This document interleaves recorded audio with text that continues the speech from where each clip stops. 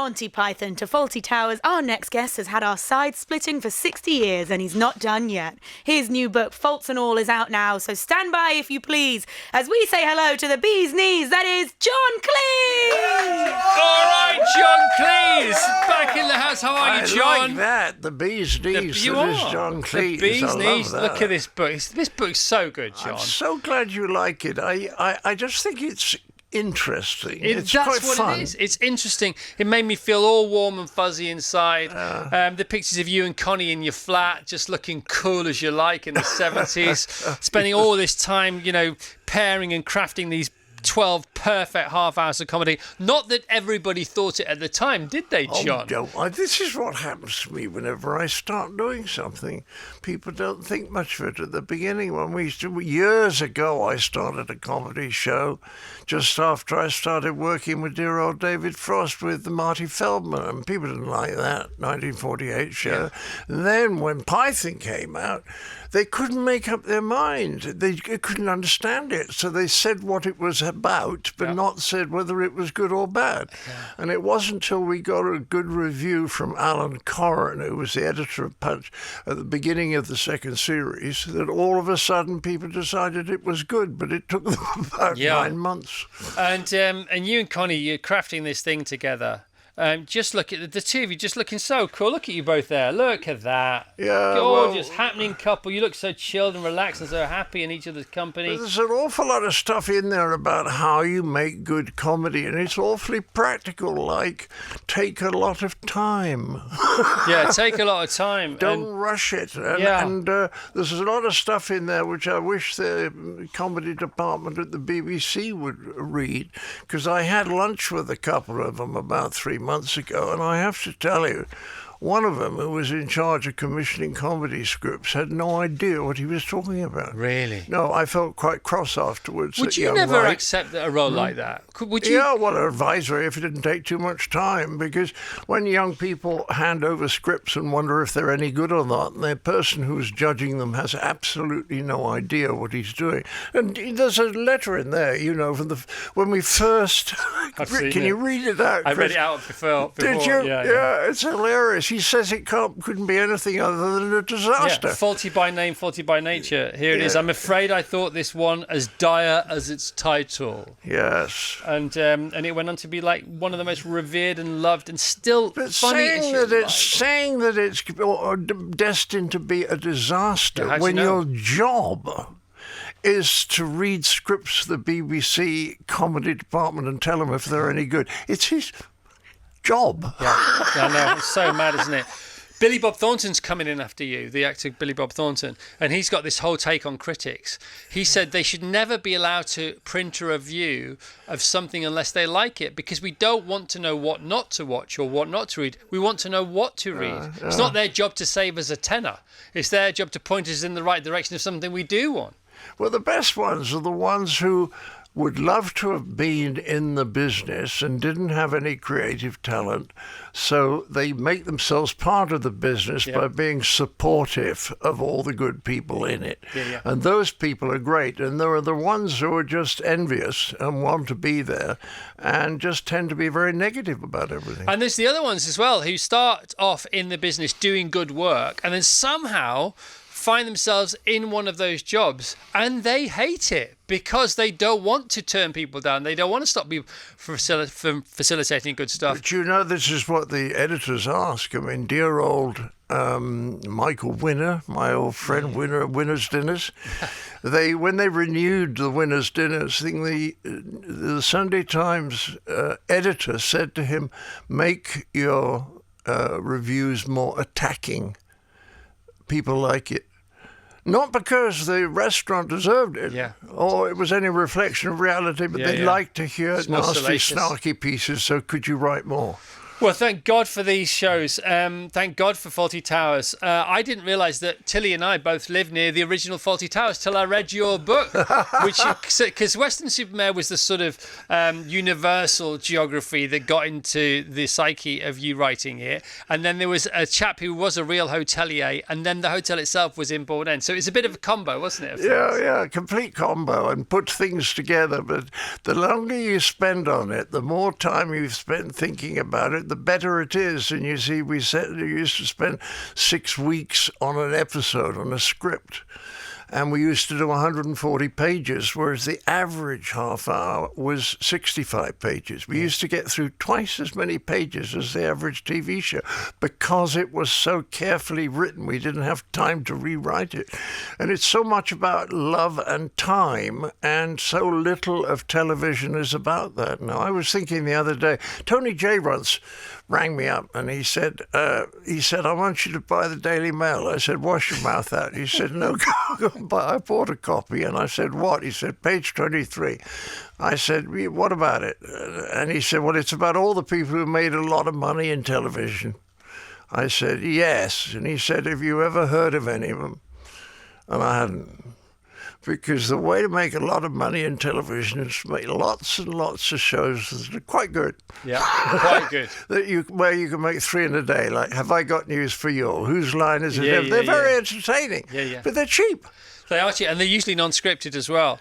You talk about your pay in here, don't you? You're so transparent about what you got paid for each episode. It's kind of funny. I mean, when you reckon I was working with the 2 Ronnies on a show that was watched by 14 million people live in 1966, I got 70 quid a show. Yeah, 70 quid a show. And then you wrote some Doctor in... No, it wasn't Doctor in the House, was it? When you I wrote Doctor in the House. Doctor at Large. Doctor at Large, all of those, yeah. Yeah, because you needed some money. Oh, yeah, I needed some money. How much did you get for an... And you wrote these these on your own. Listen, this is black humour.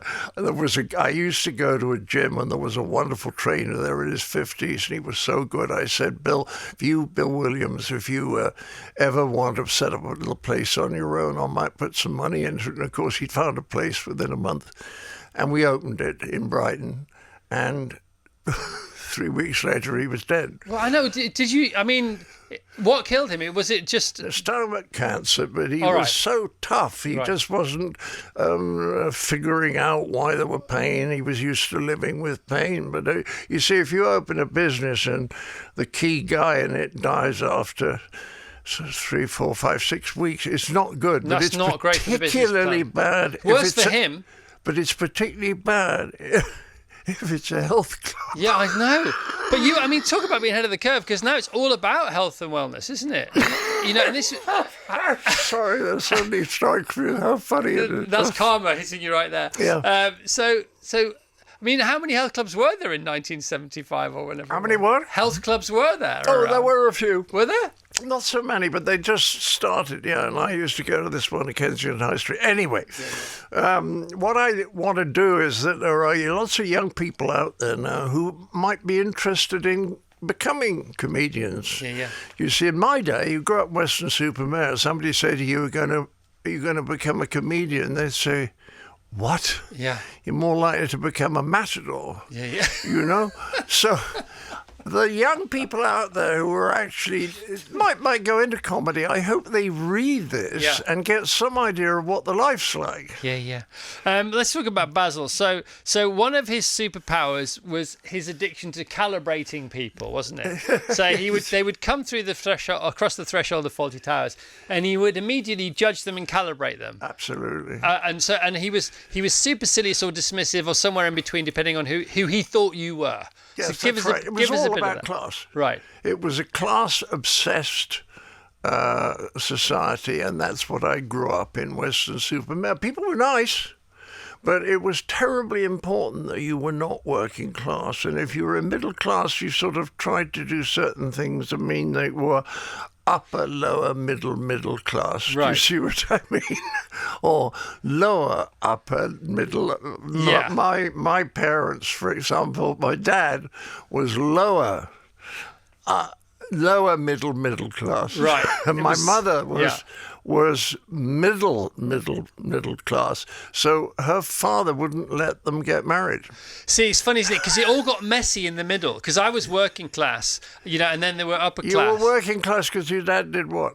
Oh, my dad worked. He was a wages clerk, and then he worked on the locks. I was brought up on a council estate. My mum was a nurse, and Well, I would call that. Is that upper working? Or no, not see, you would because you're middle class, so you're like obsessed with categorising. No, I'm not. It's just that's how society was at that time. No, very much so. And most of the stuff at the beginning of the book is actually being funny about all those tiny little differences. It got muddy and murky, didn't it? Very quickly. And then Sybil, this sort of superwoman.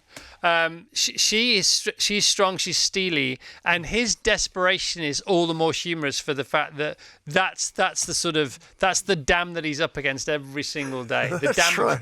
Yeah, it's so funny. I said once that the kids could enjoy this show because it's all about who's frightened of whom. Yeah, totally, 100%.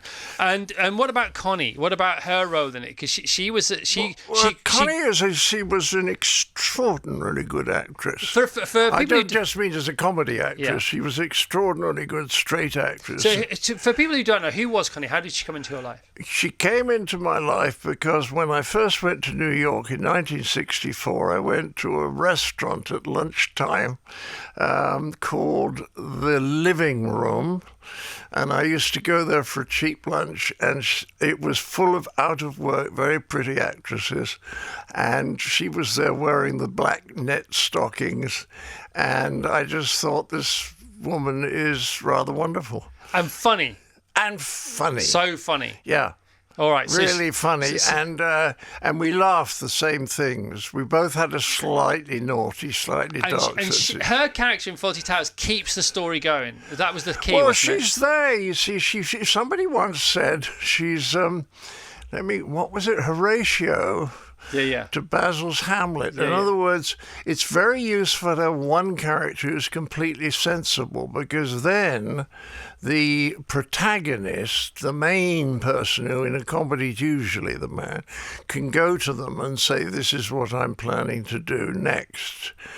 Or can you help me do this? And if you've got one character like that, it can hold the whole plot together. Yeah, and that was her role in the whole thing. Well, that was Polly's role. Yeah. Yes, but as an actress, she was extraordinary on, not so strong as I was on plot, but better on character. Love it. And how many people did you audition for Manuel? None. It was straight to Andrew. I had seen him on a play when I was in East Grinstead 3 days ago. I met Maddie Smith. No way. And she was in the play that I first saw Andrew in, which was called Habeas Corpus by Alan Bennett. And he did some stuff in that. And I thought, this man is very special. So I had him marked down right from the beginning. The only thing was, Andrew was born in Berlin. Did not know. Didn't know that? No. Jewish, of course, managed to get out in the 30s, but became the perfect English gentleman. But originally, he wanted to play Manuel with a German accent. Oh, my God. And in the book, there's stories about the remakes and, people giving it a go. And there was a German version. There was, and they did one in German, and I went over to Cologne and sat there. I don't speak their very good German, but I knew the dialogue anyway. And I was astounded how good it was and how funny the Germans were. But the producer said it's too expensive, and it never happened. So for the German jokes in the English-speaking version of Fawlty Towers, what did they go to for the German version? Oh, I can't remember. Did they reverse that? I can't remember. Okay. What I can tell you, though, that sort of thing happened. I mean, when this show first went out in Spain, it suddenly disappeared. And people said, well, it was going out, what happened? And it returned, by which time Manuel had become Portuguese. It was so mad and not mad. And in America, they had to go 3 times. Oh, 3 times. And the third one, of course, is it's a perfect example of how clueless most of the people are in charge. I bumped into these people at the weekend, and they said, we've bought Fawlty Towers. And I thought, ooh, ching, ching, and I said, do you think Americans are having any troubles with a small British family hotel when they're used to these big chains? No. They said, no, we've only made one change. I said, well, what's that? They said, we've written Basil out. Nice. Isn't that astounding? This is amazing. They got rid of Basil and gave his lines to Sybil. Oh, my God. So she had both lots of lines, and guess what? It was a disaster. Do you think they might try it again? It's never too late, is it? Well, the problem is the original scripts. You see, the BBC was a very relaxed place in those days. Right. We did one show that was 28 and a half minutes long and one that was 34 and a half minutes long, and they didn't care. They just put up a potter's wheel or some dog, chasing sheep for a couple of minutes, and nobody minded because it was relaxed. Once you get to America, it's so obsessional about everything happening at exactly the right second, or else the people whose commercials you're running get angry that they didn't get a second and a half, or something got cut. So they couldn't reduce the scripts to an acceptable length because they were too complicated. Never say never, though. You also go on to talk about the fact, they say history doesn't repeat itself, human beings do, right? So, I see. Yeah, and you had the same issue with people not getting it when you started to write movies. Fish Called Wanda was turned down like a million times. Oh, yeah. 11 out of 12 of the Hollywood studios would not give us $7 million, which is not a lot, to make a film that took 200. That's crazy. No, but there almost nobody, I mean, you know this, almost nobody in our business knows what they're doing. Yeah. The people up top. Well, William Goldman said, you say it in the book, don't you? You're good for, I didn't know you knew William Goldman, by the way. Nobody knows. Nobody knows. And it's absolutely true that people say, well, did you know it was going to be a success? Never. Yeah. You never know. No idea. If I write something funny now, Chris, I pretty much know that it's going to be a bit funny, but I don't know if it's going to be a bit funny or really funny. I still don't know. Which is why you have to put it out there. Absolutely, and that's why the audience is so important, because they're part of the performance. And you talk about Fawlty Towers when it first went to a theatre show in Australia, and the problem, the issue, because you came across that, you came upon that exact thing. Yeah, we did it in Australia. It was a very good show, and we had an absolutely excellent Basil. And the audience didn't really go for it, and we didn't know why. And that's why it got delayed so long, because then we had COVID. So when we started it in the West End, and now it's in Northampton this week, the stage show. Yeah. And I'm delighted to say for the next 4 weeks, we have sold in each town more than 100% of the seats. Right, what's going on there? Fighting, I think. Fighting in the aisles.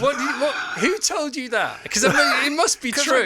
I get the ticket sales. So how do you they know how many tickets they've sold. Right, so I don't understand is how it could go over 100. Well done. One town they sold 108% of all the tickets. Is one of the reasons you cite in the book about the Australian theatre show having its challenges was the fact that there was this travelling troupe of a restaurant sort of.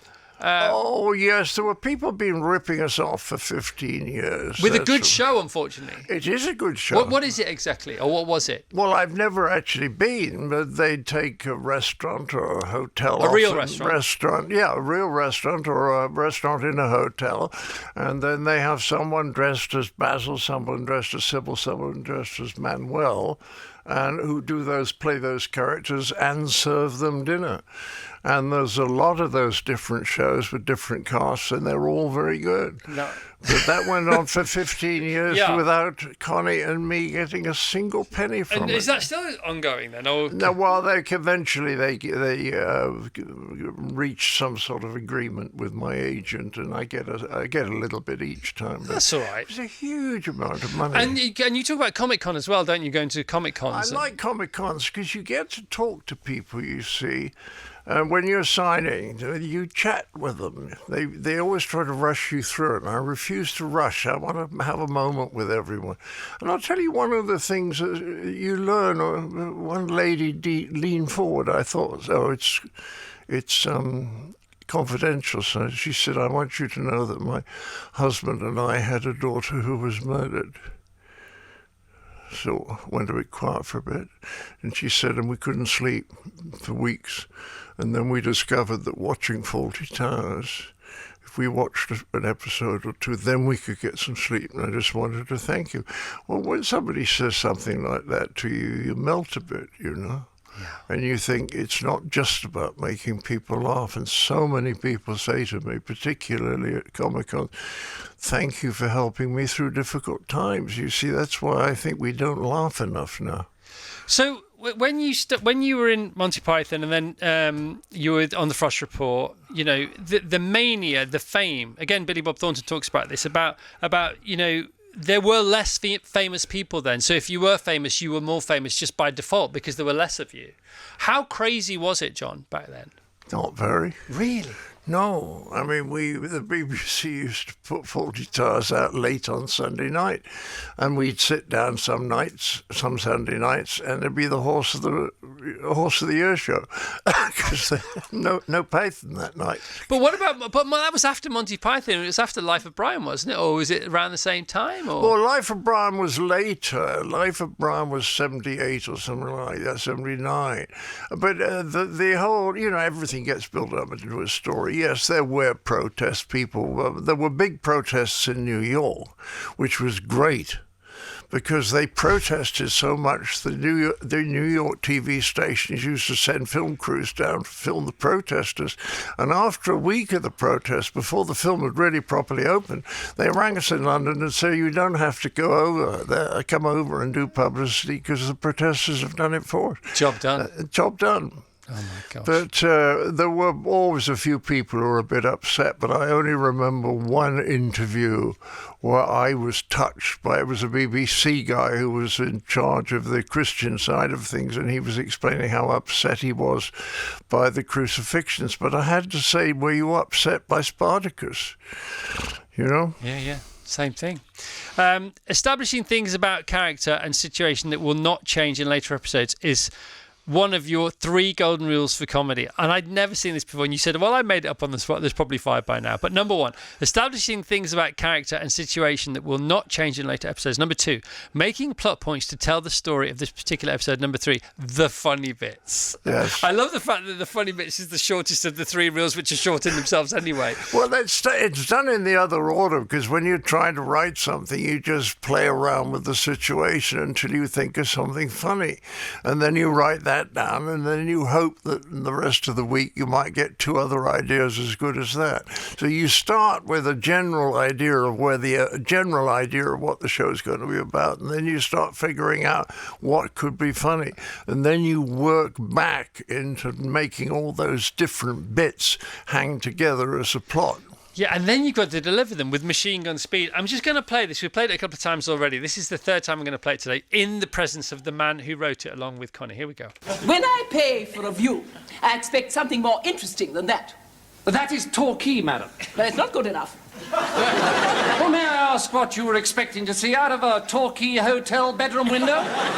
Sydney Opera House, perhaps? The hanging gardens of Babylon? Herds of wildebeest sweeping majestically? Don't be silly.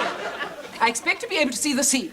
You can see the sea. It's over there between the land and the sky. And that was the great Joan Sanderson. Yeah. You know, speaking your hilarious words. When it starts, when she says, "Well, it's not good enough," yes. Right? That might be the funniest thing I've ever heard. I mean, it gets funnier after that, even though that remains the funniest thing. And you see, that ridiculous is not good enough. It's not good enough. It's enough to get him angry, and that speech is funnier done with a bit of anger than if it's done flat.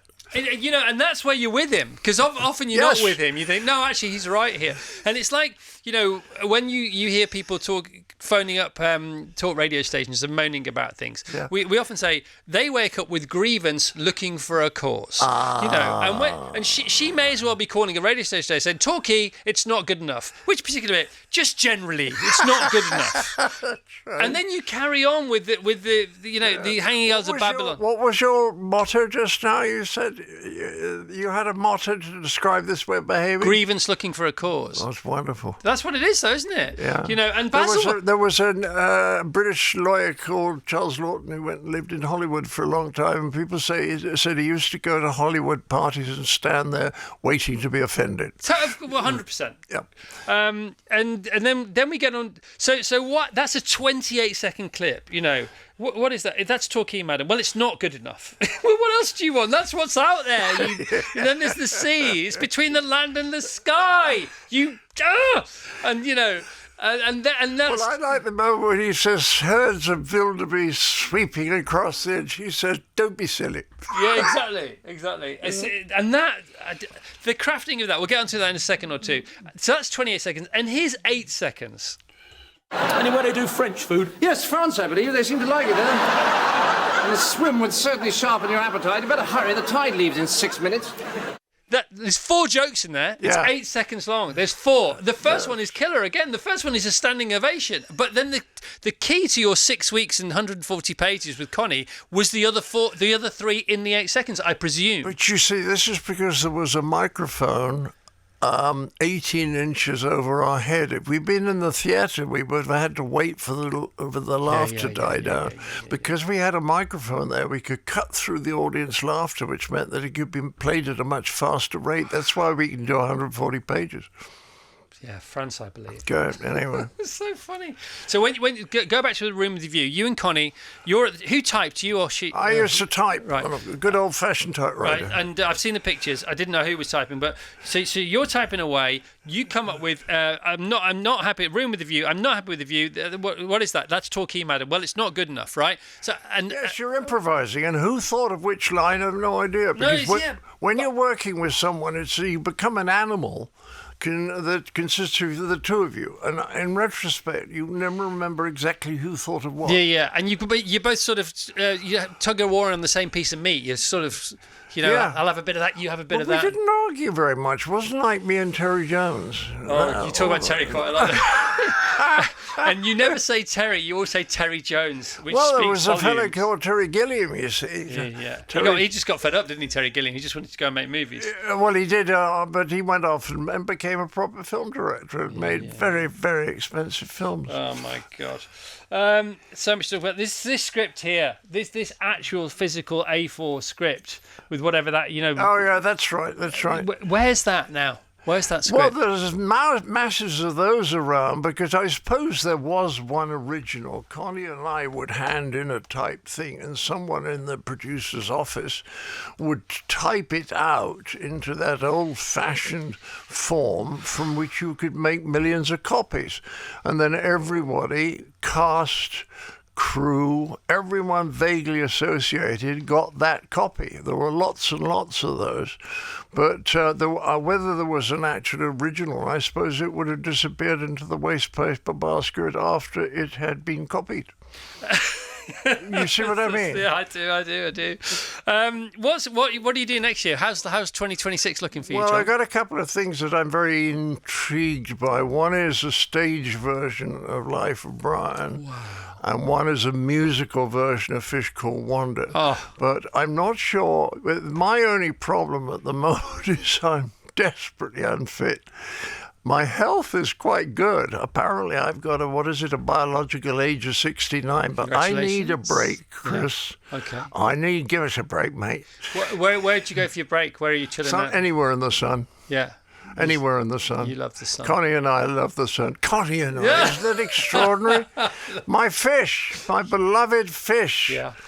And I love the sun, and we go there and we take lots of books, and that's as simple as that. I can't wait. Those two things have to happen, and people get it more right than wrong nowadays, don't they? When they're adapting these things for the stage.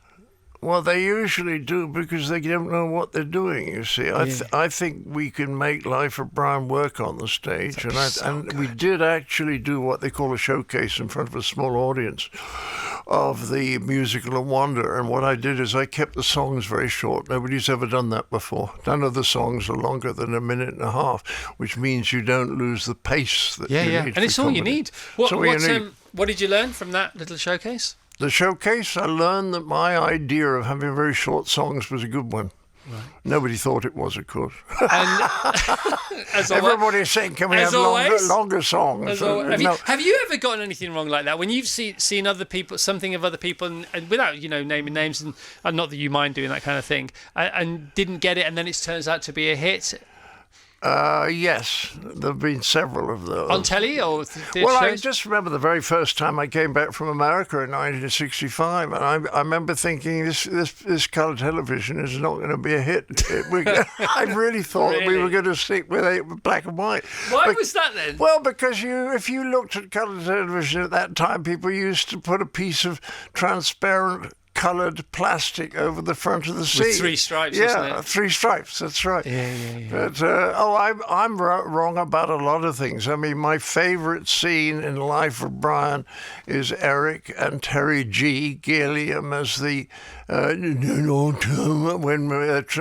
Michael Palin, Nisus, is trying to find out where Brian is, and he goes in and and he finally leaves, and they say, go on with what you were saying. That scene I thought was I didn't even bother to watch it. It's now my favourite scene. And another scene I love is Eric Idle and Michael Palin, Graham Chapman in Holy Grail, where Michael is telling them not to let the sun out of the room. So funny. And when I first saw that, I thought, this isn't very funny. And the performance is so wonderful. And Jones just puts the camera there. There's no cutting. There's no close-ups. And it's just wonderful. So a lot of times you get it wrong.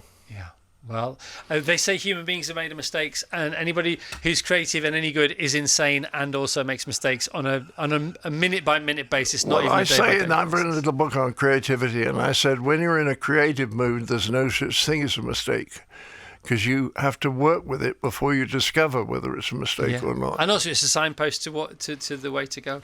John, every time your name is mentioned, John's willing to come in for this or that or the other, and then you do come in. I can't sleep the night before, so thanks. I'm not joking. I love coming in and chatting to you. You're great, John. And this book is, honestly, it's a great book to have. It's so interesting, and it's funny, and it's gorgeous, and it's kind, and it's honest. I'm hoping it might help us have a little bit more laughter in our lives, because I think laughter is much more important than I used to think. So important. Well, there was more of it about then, I suppose. Yeah. John Cleese, Fawlty Towers, Fawlts and All, Fawlts, of course, and all. Favourite ones. Let's hear it for the one, the only, John Cleese, people. There you go, John. John Cleese, my friends! Actual John Cleese.